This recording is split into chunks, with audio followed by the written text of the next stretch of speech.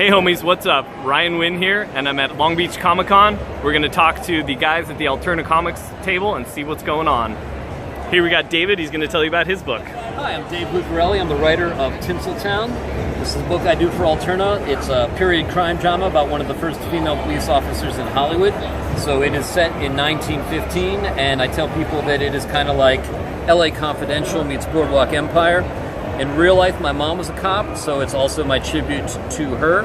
And if you're not familiar with Alterna's format, we print everything in the newsprint format for our single issues. That means the comics look and feel and smell like comics you might have grown up with. It also allows us to keep our price point very low at $1.50. You can sample 3 of our books for the price of 1 new Marvel or DC. Awesome, thank you David. We're gonna move over to Hank. Hello. Hank's gonna tell us about his book. I am Hank Tucker. I am the artist-writer of The Actual Roger, which is a contemporary tale published by Alterna Comics. And it's about a little 9-year-old boy who has given up comics permanently, he thinks, because he wants to be a man and get into basketball. Unfortunately, at that moment, he, by a cosmic fluke, he is suddenly endowed with the ability to fly, but only 1.5 feet off the ground.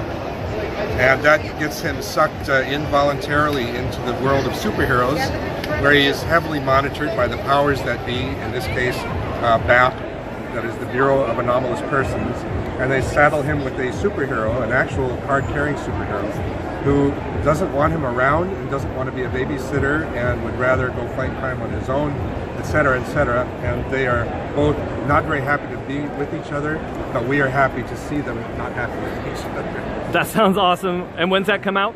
This will be out in January, and it will be out also in newspaper, which smells really good and very nostalgic. And this will be in stores again January, and then followed by issue 2 months later, and issue 3, all the way up to 5-issue miniseries. Awesome, thanks Hank. Cool. All right, we're gonna move over to Eric Borden. He's gonna tell us about his book.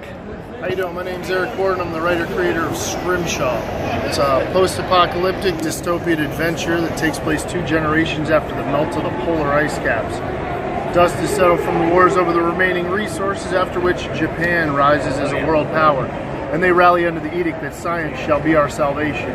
Corporations step in to kind of usher in that new era, and one of those corporations thinks it's a great idea to genetically modify whales to be over 200 feet long and introduce them into the oceans. That has a catastrophic effect on the ecosystem and turns the ocean into one big fish farm.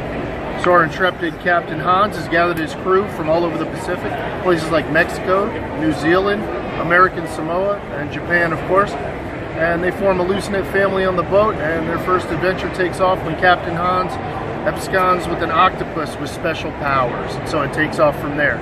The art by Dave Mims and Spike Lockjaw on letters, so very cool thing.